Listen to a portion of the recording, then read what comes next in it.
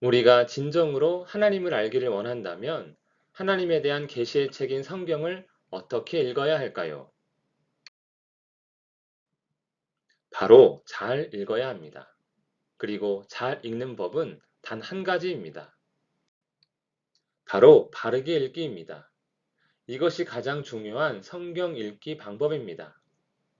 하지만 이 방법은 모두가 알지만 모두가 하지 않을 수도 있습니다. 우리가 성경을 읽을 때 당연히 가장 중요하다고 여기지만 가장 간과하는 것, 바르게 읽기입니다. 의외로 많은 사람들이 성경을 바르게 읽지 않습니다. 보통은 많이 읽으려고 합니다. 그러다 보니 집중해서 읽기보다는 양을 채우기 위해 대충 읽게 됩니다. 그래서 조금만 내용이 어려우면 이해하지 못하거나 한두 장을 읽고 넘어갑니다. 그리고 기억이 잘 나지 않습니다.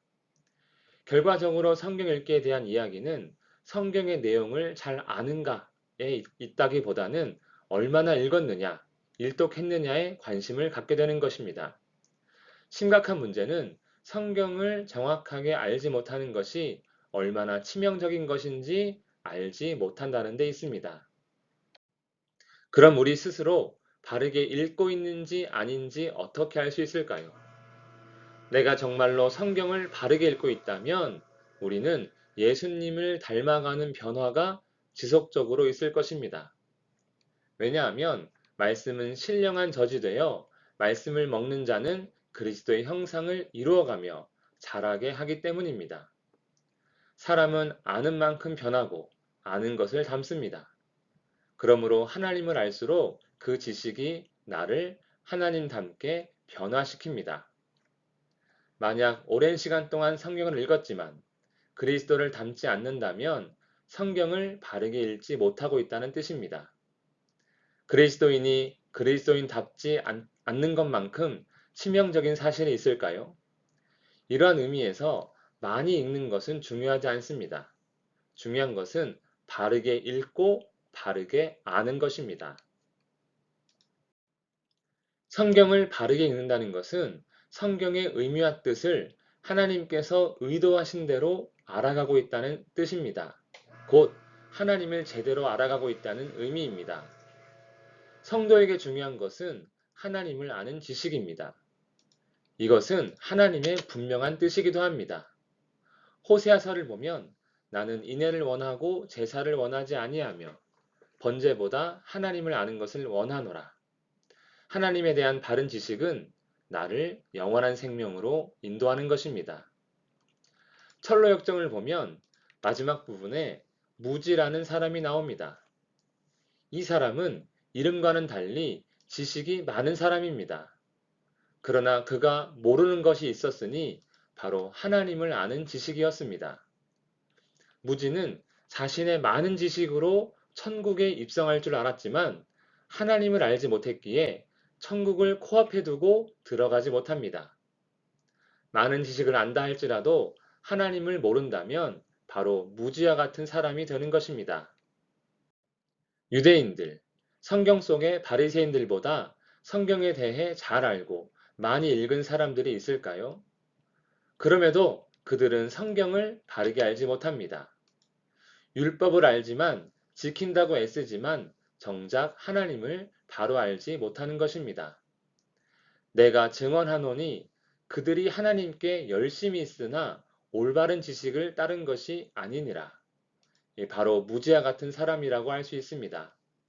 열심과 바른 지식은 서로 다른 것입니다.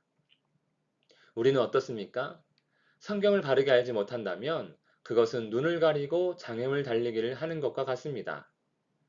눈을 가리면 장애물을 제대로 통과할 수 없고 결승점으로 도달할 수 없는 것처럼 성경을 바르게 알지 못한다면 하나님께로 가는 길이신 예수님을 알 수 없고 결국 천국으로도 갈 수 없습니다. 그렇기에 진정 그리스도인으로서 하나님 앞에서 합당하게 살고자 하고 그리스도를 닮아 영생 얻기를 원한다면 종교적 열심이 아니라 성경에 대한 올바른 지식이 있어야 합니다. 그러므로 신앙은 하나님에 대한 올바른 지식입니다. 베드로후서를 보면 오직 우리 주 곧 구주 예수 그리스도의 은혜와 그를 아는 지식에서 자라가라. 사람은 아는 만큼 말하고, 아는 만큼 변하고, 아는 만큼 행합니다. 그래서 무엇을 알고 있느냐가 인생에서 가장 중요한 일입니다. 그러므로 최고의 지식은 영원한 생명과 하나님 나라를 얻게 하는 하나님과 그의 아들 예수님을 아는 지식이며, 이것은 성경을 바르게 읽지 않으면 얻을 수 없는 지식이기도 합니다. 하나님을 아는 지식이 없으면 세상 모든 것을 알아도 망하는도다. 아멘. 여호수아 1장 1절에서 9절을 읽어보면 하나님께서 여호수아에게 강하고 담대하라 명령하십니다. 그럼 여호수아가 강하고 담대하게 해야 할 일은 무엇일까요?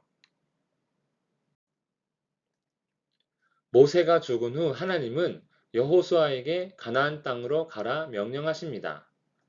그 땅으로 가라. 너희의 영토가 되리라. 그리고 계속해서 말씀하십니다. 강하고 담대하라. 오직 강하고 극히 담대하라. 마지막에도 강하고 담대하라. 그럼 여호수아는 무엇에 강하고 무엇에 담대하게 행해야 합니까? 전쟁을 강하고 담대하게 하라는 의미입니까? 강하고 담대하라 사이에 강하고 담대해야 할 일을 말씀하십니다. 나의 종 모세가 내게 명령한 그 율법을 다 지켜 행하고 우러나 저러나 치우치지 말라. 그리하면 어디로 가든지 형통하리니 이 율법책을 내 입에서 떠나지 말게 하며 주야로 그것을 묵상하여 그 안에 기록된 대로 다 지켜 행하라. 그리하면 내 길이 평탄하게 될 것이며 내가 형통하리라. 내가 내게 명령한 것이 아니냐. 그러므로 강하고 담대하라입니다. 여호수아는 가나안 땅의 수많은 유혹에서 흔들리지 말고 오직 말씀에 순종해야 하는 것입니다. 우리는 여호수아의 강하고 담대하라를 전쟁에 강하고 담대하라는 것으로 이해한 경우가 많았습니다. 그러나 성경을 바르게 읽으면 그 뜻이 순종임을 알 수 있는 것입니다. 이처럼 성경을 바르게 읽으면 많은 경우 성경 말씀 안에서 그 뜻을 오류 없이 알 수 있습니다. 그리고 그때 하나님을 조금이라도 더 바르게 알게 되는 것입니다. 그러므로 성경을 바르게 읽는 목적은 바른 이해, 바른 믿음, 바른 성장에 있습니다. 사도행전 13장 9절에는 사울이 예수 그리스도를 만난 후 변하여 바울이 되었다고 보는 경우가 많습니다. 그러나 성경에는 그러한 기록이 없습니다. 그저 사울은 유대식 이름이고 바울은 로마식 이름이라는 사실입니다. 유대 지역이 아닌 이방 지역에서 사역했던 사울은 로마식 이름으로 활동한 것이지 아브라함이 아브라함이 된 것처럼 시몬이 베드로가 된 것처럼 하나님께서 바꿔주신 이름이 아닌 것입니다. 이것은 아주 작은 것일 수도 있고 성경을 더 은혜롭게 만드는 일일 수도 있지만 그럼에도 우리가 성경을 바르게 읽기 위해서는 틀린 것은 아니지만 오해할 수 있는 이러한 고정관념을 내려놓아야 합니다. 창세기 6장 13절 14절을 보면 하나님께서 노아에게 방주를 만들라고 명령하십니다. 우리는 흔히 방주를 만든 기간을 120년, 만든 장소를 산으로 알고 있습니다. 하지만 성경에는 방주를 만든 기간도, 만든 장소도 아무런 내용을 말하지 않습니다. 우리가 누군가에게 사실처럼 들었더라도 그 누군가가 설령 목사라 할지라도 바르지 않을 수 있으므로 성경 말씀을 바르게 읽도록 해야 합니다. 성경을 바르게 읽지 못하는 이유. 생각해 보면 성경에 귀를 기울이지 않고 사람에게 귀를 기울였기 때문입니다. 아무리 유명한 목사라 하더라도 그도 사람이기에 잘못 전할 수 있습니다. 성경 본문에 대해 아무리 유명한 설교이고 해석이라 할지라도 성경 말씀이 가장 기본인 것입니다. 그러므로 성경을 바르게 읽기 위한 전제가 있습니다. 첫째는 성경은 정확무오한 하나님의 말씀이다입니다. 사람은 실수할 수 있지만 하나님은 실수할 수 없습니다.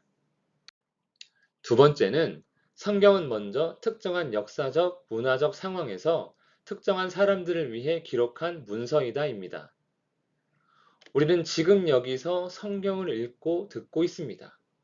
그래서 지금 우리의 상황에서 그때의 성경을 이해하려고 합니다.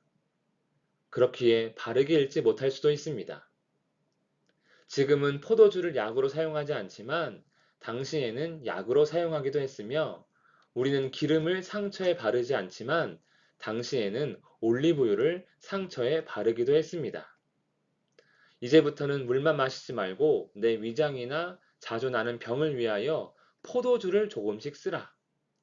너희 중에 병든 자가 있느냐? 그는 교회의 장로들을 청할 것이요. 그들은 주의 이름으로 기름을 바르며 그를 위하여 기도할지니라.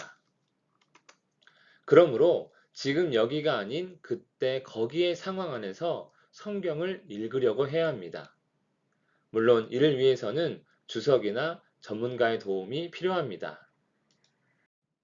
그럼에도 감사한 것은 우리의 진짜 교사는 하나님이시라는 사실입니다.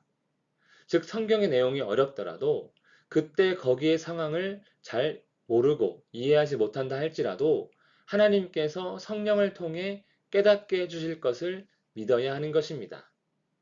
왜냐하면 하나님은 자기를 찾는 자들을 만나 주시는 분이시기 때문입니다. 보혜사 곧 아버지께서 내 이름으로 보내실 성령 그가 너희에게 모든 것을 가르치고 내가 너희에게 말한 모든 것을 생각나게 하리라. 아멘.